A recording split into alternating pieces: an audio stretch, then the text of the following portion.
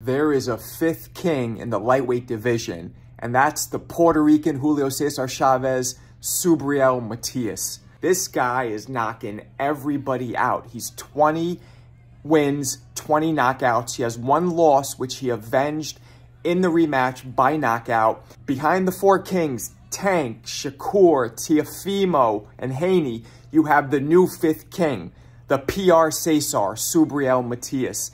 This guy reminds me so much of Julio Cesar Chavez. He is a constant pressure fighter, constantly staying in the pocket, being able to pick off punches just with a slight glove up, or just with a slight couple inches leaning back, or just with a slight waist movement, while all the while staying in the pocket. The difference between him and Julio is his punches are short and crisp. He reminds me a lot of Terrence Crawford. He throws those punches from my classic rule, from point A to point B in the shortest amount of time while getting maximum leverage.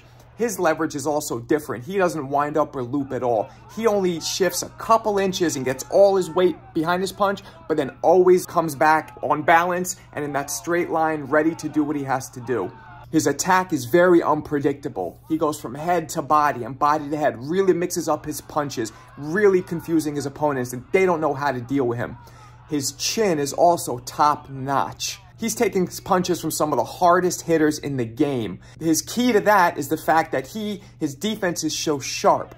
He's able to pick off a lot of those punches. Even the ones that look like they're landing flush, they're partially being blocked by his glove. Or he's moving back and he's taking a lot of the impact off by just rolling with the punch. He's the Boricua Julio because his pressure is relentless, just like Julio Cesar Chavez was.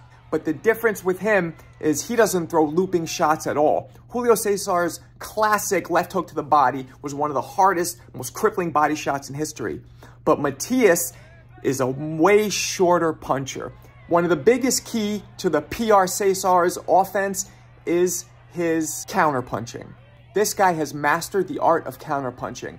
He throws right when his opponent's about to throw or directly after. He sets up his punches beautifully. Nothing that he does is closing his eyes and swinging for the fences. Everything is very calculated. It comes from years and years of being in the ring. He's 31 years old, in his prime, and has tons of experience. If Subriel fought the Tank Davis here that is banging out, pause, on Ivan Redkach, throwing nothing but bombs, what would happen? Subriel is very similar and has a lot of success staying in the pocket. As a matter of fact, when you're in the pocket with him, much like James Toney, you're in his backyard. That's where he's most comfortable. Could this version of Tank Davis be able to overcome the version of Subriel Matias that we've been seeing? That would be one of the most exciting fights in boxing.